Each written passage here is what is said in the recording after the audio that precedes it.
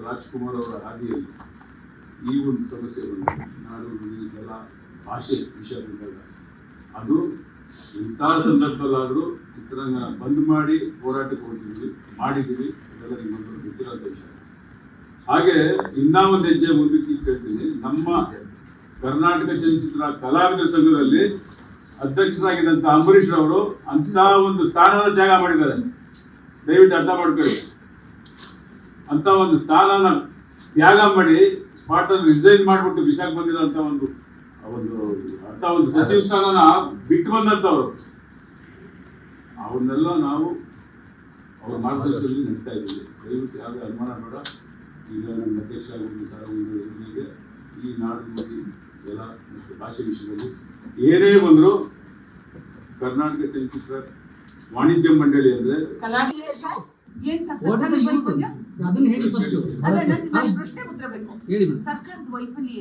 ಅಲ್ಲ, ಲೀಗಲ್ ಅಥಾರಿಟಿನಲ್ಲಿ ಸರ್ಕಾರದ ವೈಫಲ್ಯ ಇದೆ ಅಂತ ಹೇಳಿ ಆಪೋಸಿಷನ್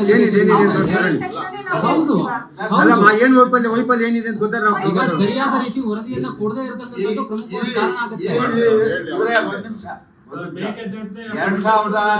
2008ರಲ್ಲಿ ಈ ಒಂದು ಕಾವೇರಿ ನಿಯಂತ್ರಣ ಮಂಡಳಿ ಸ್ಟಾರ್ಟ್ ಆಗಿದೆ. ಅವತ್ತಿಂದ ಇವತ್ತಿನವರೆಗೂ ನಮ್ಗೆ ಅಲ್ಲಿಂದ ನ್ಯಾಯ ಸಿಕ್ಕಿದ್ಯಾ? ಆದ್ರೆ ಎಲ್ಲಾ ಬಾರಿನೂ ನಮ್ಮ ಸರ್ಕಾರದ ಅಧಿಕಾರಿಗಳು ಲಾಯರ್ಗಳು ವೈಫಲ್ಯ ಆಗಿದಾರ. ಇದು ಅಲ್ಲಿ ನಡ್ಕೊಂಡ್ ಬರೋದಿದ್ರೆ ಹಾಗೆ. ಯಾಕೆಂತ ಹೇಳಿದ್ರೆ ಭಾರತದ ಭೂಪಟದಲ್ಲಿ ಕರ್ನಾಟಕ ಇದೆಯೋ ಇಲ್ವೋ ನಮ್ಗೆ ಇನ್ನೂ ಗೊತ್ತಿಲ್ಲ. ಪ್ರತಿ ಬಾರಿನೂ ಕಾವೇರಿ ವಿಚಾರದಲ್ಲಿ ನಮ್ಗೆ ಅನ್ಯಾಯ ಆಗ್ತಾನೆ ಇದೆ. ಹಾಗಾದ್ರೆ ಎಲ್ಲಾ ಸಾರಿನೂ ತಪ್ಪಾಟ್ ಬಂದಾರ. ಎಲ್ಲದಕ್ಕೂ ವೈಫಲ್ಯ ಅಂತ ಹೇಳೋಕ್ ಸಾಧ್ಯ ಇಲ್ಲ. ನಾವು ನೀರು ಬಿಡೋಕ್ ಸಾಧ್ಯ ಇಲ್ಲ ಅಂತ ಅಂಕಿ ಅಂಶ ಸಮೇತ ಅವ್ರು ಕೊಟ್ಟಿದ್ದಾರೆ. ಅವರೇ ಹೇಳಿದ್ದಾರೆ ನೀರು ಬಿಡೋದಿಲ್ಲ ಅಂತ ಹೇಳ್ಬಿಟ್ಟು. ಅವ್ರು ಹೇಳಿದ್ಮೇಲೆ ಸರ್ಕಾರ ಹೇಳಿದಂಗೆ. ಈಗ ಸಿಎಂ ವಿಜಯ್ ಅವರು 3 ತಾರೀಕು ಬರ್ತಾರೆ ಕರ್ನಾಟಕಕ್ಕೆ. ಹಾಗಾಗಿ ಅವ್ರು ಕೂಡ ಚಿತ್ರರಂಗದಲ್ಲಿ ಇದ್ದವರೇನೆ, ಅವರು ನಿಮ್ಗೆಲ್ಲ ಒಡನಾಟ ಇದ್ದಂತ ಅಂತ ಅನ್ಕೋತೀನಿ. ಹಾಗಾಗಿ ನಿಮ್ಮ ನಿಯೋಗ ಯಾರು ಹೋಗಿ ಅವರಿಂದ ಅವ್ರು ಮನವರಿಕೆ ಮಾಡೋದಕ್ಕೆ ಕೆಲಸ ಮಾಡೋ ಸಾಧ್ಯತೆ ಹೇಗೆ?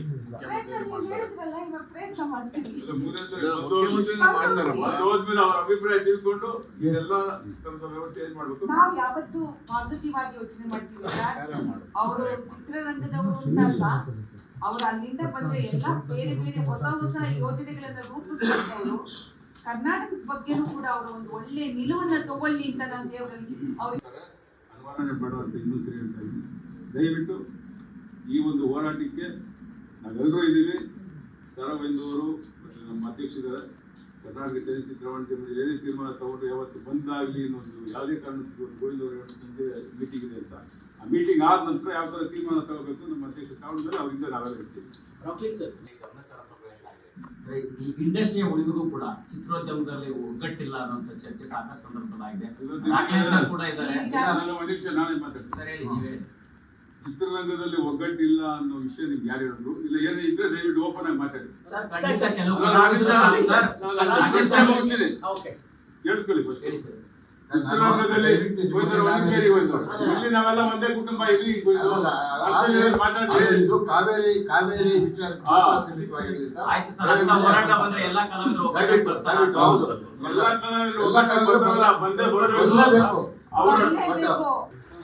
ಒಂದೇ ಒಂದು ಮಾತು ಹೇಳ್ತೀನಿ. ಚಿತ್ರರಂಗದಲ್ಲಿ ಕೆಲಸದಲ್ಲಿ ಒತ್ತಡದಲ್ಲಿ ನಾವು ಸ್ವಲ್ಪ ಕಾರ್ಯಕ್ರಮಗಳು ಬರುವಾಗ ಬರಲಿಲ್ಲ ಅಂತಲ್ಲ. ಬಟ್ ಒಂದು ಸತ್ಯ, ಭಾಷೆ, ನೆಲ, ಜಲ, ಈ 3 ವಿಚಾರಗಳು ಮಾತ್ರ ಬಂದರೆ ನಮ್ಮನ್ನು ಯಾರೂ ತಡೆಯಕ್ಕಾಗಲ್ಲ. ನಾವೆಲ್ಲ ಒಂದೇ ಧ್ವನಿ. ಯಾಕಂದ್ರೆ ನಾವಿವತ್ತು ತಿಂತಿರೋ ಅನ್ನ ಇದೆ ನೋಡಿ, ನಾವು ಈ ಕರ್ನಾಟಕದಲ್ಲಿ ತಿಂತಿರೋ ಅನ್ನ ನಾವು ಈ 3 ವಿಚಾರಗಳು. ಅದರಿಂದ ನಮಗೆ ಅವರ ಋಣ ಇದೆ, ರೈತರ ಋಣ ಇದೆ, ಈ ರಾಜ್ಯದ ಋಣ ಇದೆ. ಭಾಷೆ ಇದ್ರೆ ಕನ್ನಡ ಚಿತ್ರರಂಗ ಉಳಿಯುತ್ತೆ. ಕರ್ನಾಟಕ ಅದರಲ್ಲಿ ನಮ್ಮ ಮೇಲೆ ನಮಗೆ ಹಕ್ಕಿದೆ. ಅದು ಇವತ್ತಿನ ದಿವಸ ಅದಕ್ಕೆ ಅಡ್ಡಗಾಲ ಹಾಕೋದಾಗಲಿ ಅಥವಾ ಮೇಕೆದಾಟು ಯೋಜನೆಗೆ ಇದು ಮಾಡೋದಾಗಲಿ. ಈಗ ಮೇಕೆದಾಟು ಯೋಜನೆ ಕ್ಲಿಯರ್ ಆಗಿದೆ, ಅದಕ್ಕೆ ಯಾರ್ದ ಅಪ್ಪಣೆನೂ ಬೇಕಾಗಿಲ್ಲ. ಅದನ್ನು ಮುಂದಿನ ದಿನಗಳಲ್ಲಿ ಮಾನ್ಯ ಮುಖ್ಯಮಂತ್ರಿಗಳು ಅದನ್ನು ತಗೊಳ್ತಾರೆ. ಯಾಕೆಂತ ಹೇಳಿದ್ರೆ ಅವತ್ತಿನ ದಿವಸ ಮೇಕೆದಾಟು ವಿಚಾರವಾಗಿ ಮಾನ್ಯ ಮುಖ್ಯಮಂತ್ರಿ ಕ್ಲಿಯರ್ ಆಗಿದೆ. ಡಿ.ಕೆ. ಶಿವಕುಮಾರ್ ಅವರು ಅವತ್ತು ಪಾದಯಾತ್ರೆ ಮಾಡಿದ್ರು. ಆದರೆ ಬದ್ಧತೆ ಇದೆ ಅವರು. ಇವತ್ತು ಕೂಡ ರೈತರ ಮತ್ತು ಈ ನಾಡಿನ ಹಿತವನ್ನ ನಮ್ಮ ಮುಖ್ಯಮಂತ್ರಿಗಳು ಕಾಪಾಡ್ತಾರೆ, ಅದನ್ನು ಕಾಯ್ತಾರೆ ಅಂತ ನಂಬಿಕೆ ನನಗಿದೆ. ಮುಂದಿನ ದಿನಗಳಲ್ಲಿ ಯಾವ ರೀತಿ ಹೋರಾಟಗಳನ್ನು ರೂಪಿಸ್ತಾರೋ ಅವ್ರು ರೂಪಿಸ್ಕೊಳ್ಳಿ. ನಾವು ಯಾವ ರೀತಿ ಹೋರಾಟ ಮಾಡಬೇಕು ಅದನ್ನು ನಾವು ರೂಪಿಸ್ಕೊಳ್ತೀವಿ. ನಾವು ಅವ್ರ ಜೊತೆ ಮಾತನ್ನ ಈ ಸಂದರ್ಭದಲ್ಲಿ ನಾನು ಹೇಳಕ್ಕೆ ಇಷ್ಟಪಡ್ತೀನಿ. ಕೇಳೋದು ಮುಂದಿನ ಇವತ್ತು ಮಧ್ಯಾಹ್ನ 4 ಗಂಟೆ ಅಥವಾ 5 ಗಂಟೆ ಒಳಗೆ ಮತ್ತೊಂದು ತೀರ್ಪು ಬರುತ್ತೆ. ನಮ್ಮ ಸರ್ಕಾರ ಮೇಲ್ಮನವಿ ಸಲ್ಲಿಸಿದ್ದಾರೆ. ಅವರಿಗೆ ವಾಸ್ತವ ಪರಿಸ್ಥಿತಿಯನ್ನು ತಿಳಿಸೋದಕ್ಕೆ ಎಲ್ಲ ಅಧಿಕಾರಿಗಳು ಕೂಡ ಮಾಹಿತಿ ಕೊಡೋದಕ್ಕೆ ಇವತ್ತು ಅಲ್ಲಿ ಸಭೆ ಸೇರಿದ್ದಾರೆ. ಸಭೆ ಆದಮೇಲೆ ಆ ಒಂದು ನಿಯಂತ್ರಣ ಮಂಡಳಿ ಯಾವ ತೀರ್ಪನ್ನು ಕೊಡ್ತಾರೆ ಆಗ ನೋಡ್ತಾ ಇದ್ದೀವಿ ನಾವೆಲ್ಲರೂ ಕೂಡ. ಹಾಗಾಗಿ ಆ ತೀರ್ಪು ಏನು ಬರುತ್ತೆ ಅದರ ಮೇಲೆ ನಾವು ಡಿಪೆಂಡ್ ಆಗಿದ್ದೀವಿ.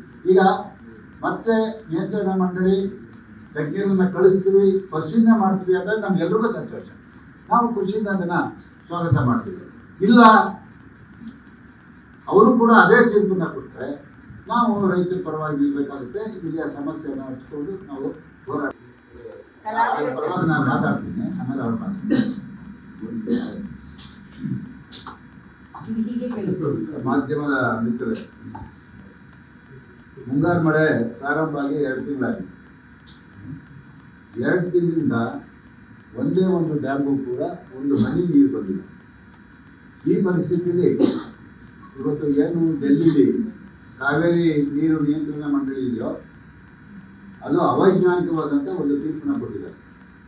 ಅವರು ಕೊಡೋದಕ್ಕೆ ಮುಂಚೆ ಕರ್ನಾಟಕಕ್ಕೆ ಒಂದು ತಂಡವನ್ನು ಕಳಿಸಿ, ತಜ್ಞರ ತಂಡವನ್ನು ಕಳಿಸಿ ಇಲ್ಲಿ ಪರಿಶೀಲನೆ ಮಾಡಿ ಏನು ಪರಿಸ್ಥಿತಿ ಇದೆ ಕರ್ನಾಟಕದಲ್ಲಿ ಎಲ್ಲ ಡ್ಯಾಮ್ಗಳನ್ನ ಪರಿಶೀಲನೆ ಮಾಡಿ.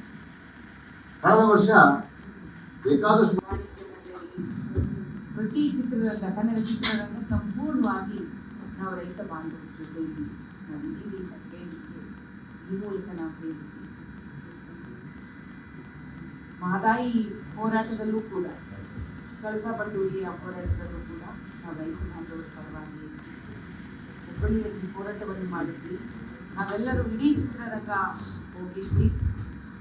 ನಮ್ಮ ಸರಗೋಂದೂರಿದ್ರು, ಇಡೀ ಅವರ ಅಧ್ಯಕ್ಷರಾಗಿದ್ದರು. ಕಲಾವಿದರ ಸಂಘದ ಅಧ್ಯಕ್ಷರು ಬಂದಿದ್ದಾರೆ, ಉಪಾಧ್ಯಕ್ಷರಲ್ಲ, ಈಗ ಅವರ ಅಧ್ಯಕ್ಷರೇ ಅವರು ಬಂದಿದ್ದಾರೆ. ನಮ್ಮ ವಾಣಿಜ್ಯ ಮಂಡಳಿಯ ಎಲ್ಲ ಕಾರ್ಯಕಾರಿ ಸಮಿತಿಯ ಗೌರವಾನ್ವಿತ ಸದಸ್ಯರೆಲ್ಲರೂ ಕೂಡ ಇಲ್ಲಿದ್ದಾರೆ, ಮಾತಾಡ್ತಿದ್ದೀರಿ. ಧನ್ಯವಾದಗಳನ್ನು ಹೇಳ್ತಾ, ನೆಲ, ಜಲ, ಭಾಷೆ ಈ 3ಕ್ಕೂ ಕೂಡ ದಕ್ಷ ಆಗುತ್ತೆ ಅಂದಾಗ ಕನ್ನಡ ಚಲನಚಿತ್ರ ವಾಣಿಜ್ಯ ಮಂಡಳಿ, ಕರ್ನಾಟಕ ಚಲನಚಿತ್ರ ವಾಣಿಜ್ಯ ಮಂಡಳಿ ಯಾವತ್ತೂ ಕೂಡ ರೈತ ಬಾಂಧವರ ಪರ ನಾವು ಯಾವತ್ತೂ ನಿಂತಿದ್ದೀವಿ. ಎಲ್ಲರೂ ಒಟ್ಟಿಗೆ ಸೇರಿದ್ದೀವಿ, ಒಟ್ಟಿಗೆ ಹೋರಾಟ ಮಾಡಿದ್ದೀವಿ. ಈ ಒಂದು ಪಂಕ್ತಿಯನ್ನು ನಮಗೆ ಡಾಕ್ಟರ್ ರಾಜ್ಕುಮಾರ್ ಅವರು ಹಾಕಿಕೊಟ್ಟಿದ್ದಾರೆ. ಇಡೀ ಚಿತ್ರೋದ್ಯಮ ನಾವು ಒಟ್ಟಾಗಿರ್ತೀವಿ. ಅವತ್ತು ಮಹದಾಯಿ ಇರ್ಬೋದು, ಇವತ್ತು ಕಾವೇರಿ 4 TMC ನೀರನ್ನು ಬಿಡಬೇಕು ಅಂತ ಹೇಳಿದ್ದಾರೆ. ಒಂದು ಕಡೆ ಬರ ಆಗಮಿಸಿರ್ತಕ್ಕಂಥ ಎಲ್ಲ 5 ನಿಮಿಷ ಸೈಲೆಂಟ್ ಆಗಿದೆ. ಮಾತಾಡ್ಬೋದಾ? ಒಂದು ನಿಮಿಷ ಮೇಡಮ್, ಅದು ಸಾಕು